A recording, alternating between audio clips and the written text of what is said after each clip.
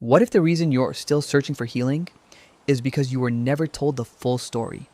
Not because the answers don't exist, but because the ones that do were quietly replaced. Think about it. Every time something goes wrong in your body, you're told to reach for a pill, faster, stronger, manufactured. But what if I told you some of the most powerful remedies weren't created in labs at all?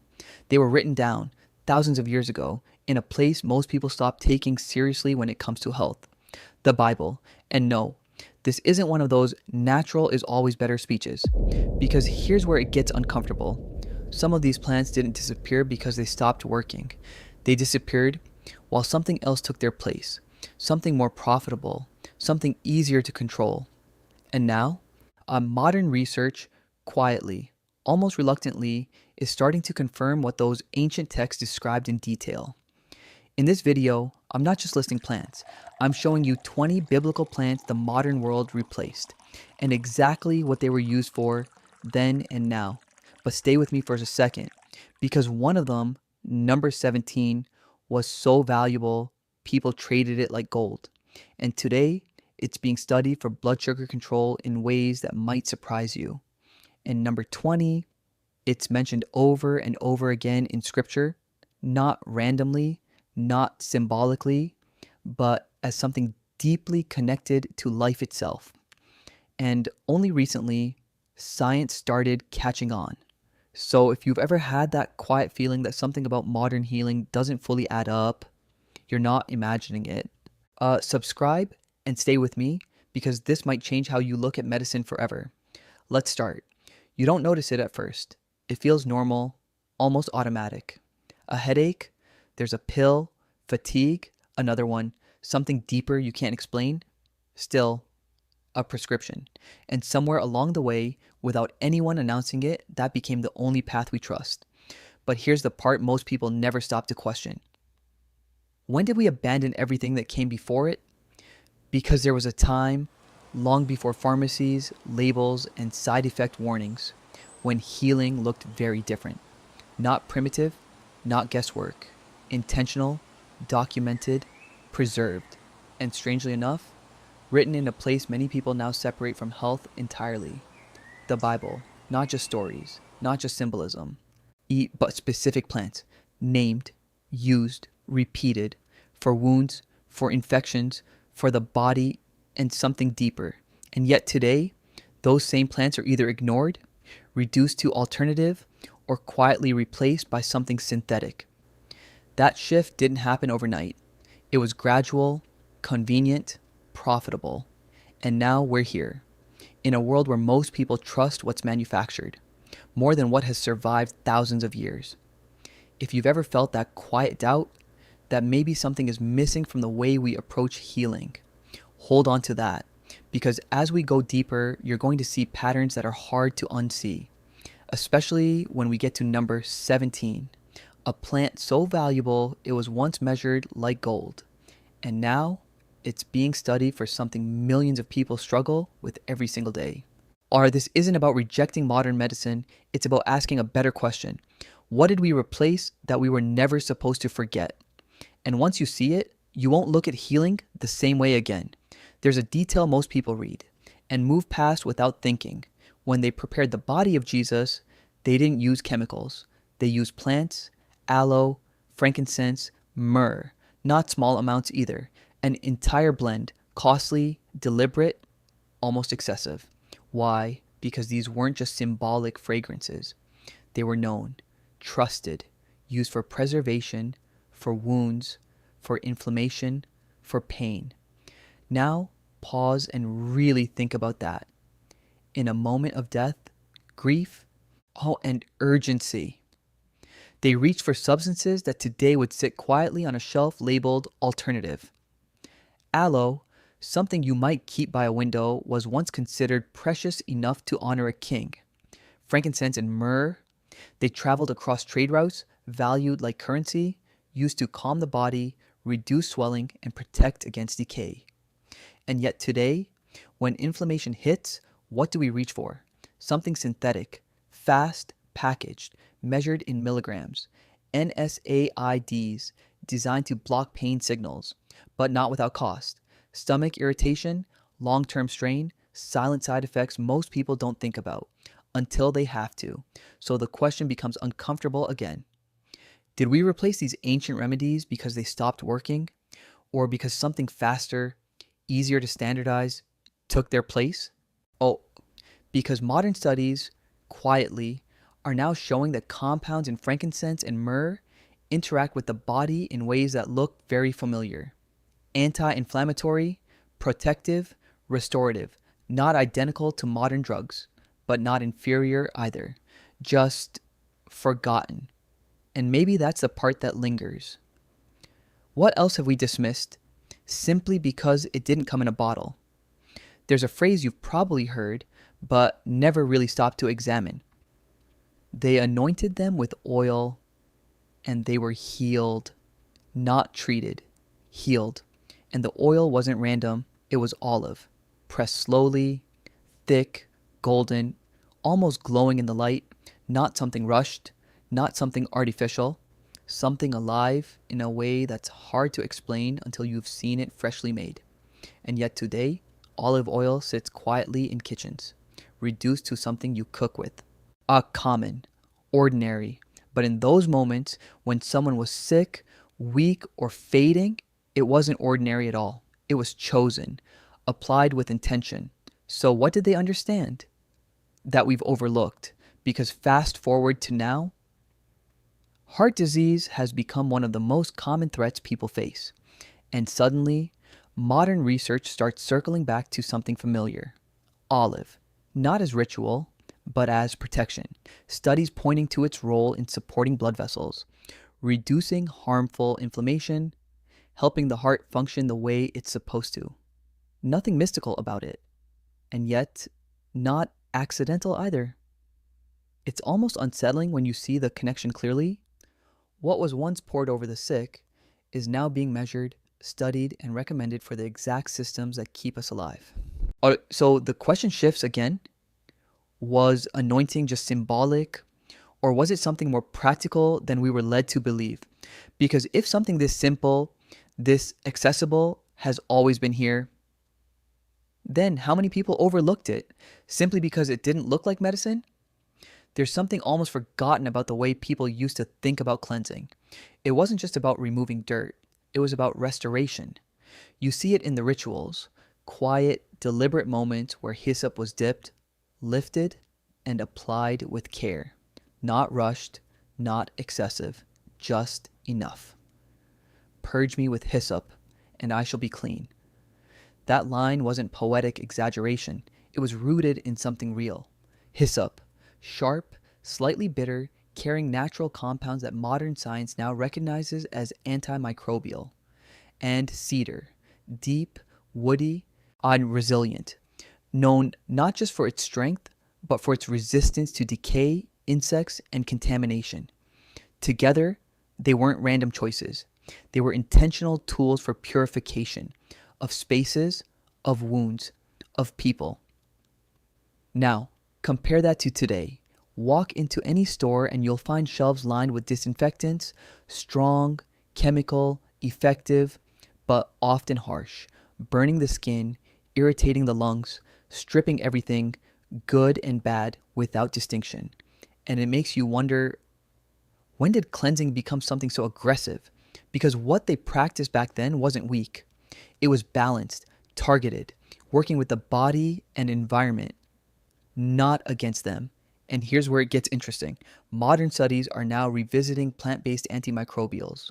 We see looking at how compounds in herbs like hyssop interact with bacteria, how cedar oils resist microbial growth without the same level of toxicity. Quietly confirming, again, not replacing modern methods, but challenging the idea that stronger always means better. So maybe the question isn't just how we clean, but what we've been willing to expose ourselves to in the process. Because if purity once meant restoration, when did it start to feel like damage control? There's a moment in scripture that feels almost too simple to matter. A man is sick, his body breaking down, and instead of something complex, a fig poultice is applied, crushed, warm, pressed gently against the skin, And somehow it works. Not instantly, not magically, but effectively. And I can't help but pause there, because if that same situation happened today, most of us wouldn't even consider something like that. We'd reach for a cream, a tube, something refined, labeled, clinically packaged, something designed to make the symptom disappear. But here's the difference. Was the goal to hide the condition or to actually draw it out? Because figs weren't random. They carried compounds that soften tissue, reduce swelling, and help the body push infection outward instead of trapping it beneath the surface. And then there's mustard. Small, almost overlooked, yet powerful enough that it was used not just as a metaphor for faith, but practically for the body. When ground and applied, it created warmth, movement, stimulation, the kind that opens the chest, eases breathing, pulls congestion loose instead of suppressing it. And if I'm being honest, this is where it gets a little uncomfortable again.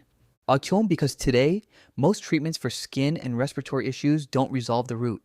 They quiet it temporarily until it comes back stronger, deeper, repeated. So you have to ask, did we move forward? Or did we just get better at covering things up? Because if something as simple as a fig or as small as a mustard seed could do what they did back then, maybe the question isn't whether they worked. Maybe it's why we stopped paying attention. It's easy to miss it because it sounds so small. Mint, rue, coriander, just herbs, right? Something you sprinkle, something you taste and forget.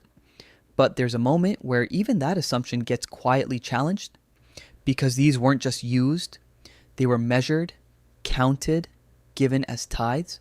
And I'll be honest, that always makes me pause. Because people don't treat something as currency unless it holds real value. Not symbolic value, not decorative value. Practical value, which means these plants did more than add flavor. They did something to the body people depended on. Something consistent. Something worth accounting for. Think about digestion for a second. Bloating, discomfort. That heavy feeling that slows everything down. Today, it's antacids, quick fixes, temporary relief that wears off just as quietly as it came. But back then, mint was used to calm the stomach, to settle movement inside the body. Coriander helped break things down, easing the strain digestion can put on you. And rue, strong, bitter, not pleasant if we're being honest, was used carefully, intentionally, because it worked. Not gently, but effectively. And maybe that's why they were valued the way they were. Because when something consistently brings relief, when it keeps the body functioning the way it should, it stops being just a plant. It becomes essential. So now the question shifts again. How did something once considered valuable enough to measure become something we barely think about? Because if these small things carried that kind of weight before, what else have we underestimated simply because it feels ordinary now? It's easy to dismiss them. Mint, rue, coriander. If I'm being honest, a part of me used to do exactly that.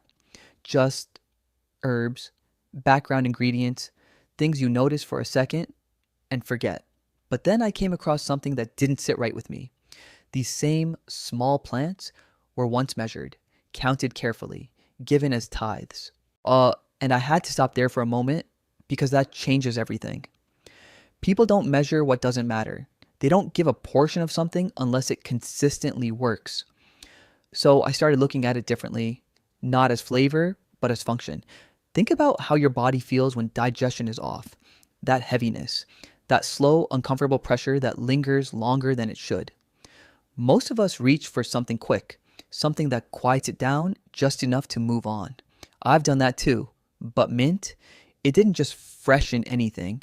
It calmed the stomach, eased internal tension in a way that feels almost immediate. Coriander, warm, slightly citrus in scent, helped the body actually process what it was given, not just sit with it. And rue, I won't pretend it's pleasant. It's bitter, sharp, the kind of taste that makes you pause. But maybe that's the point, because not everything that heals feels comfortable at first. And that realization stayed with me, because somewhere along the way, We started valuing what's easy to take, not what actually works long term. So now I can't help but wonder, how did something once valuable enough to measure become something we barely notice? And more importantly, what else have we quietly pushed aside just because it no longer looks like medicine? There's a complaint that shows up more than once, and it always sounds the same. We remember the food in Egypt, not the freedom they were moving toward. The food, garlic, onions, cumin. And I'll be honest, that used to confuse me. Why would people look back at that, of all things, as something worth missing? Until I started paying attention to what those foods were actually doing. Because these weren't just ingredients, they were daily protection. Think about it. You're in a place where disease spreads easily, where hygiene isn't what we know today, where infections can turn serious fast. And yet, built into their everyday meals, were substances that quietly fought back. Garlic, sharp, unmistakable, almost aggressive in taste. I used to avoid too much of it.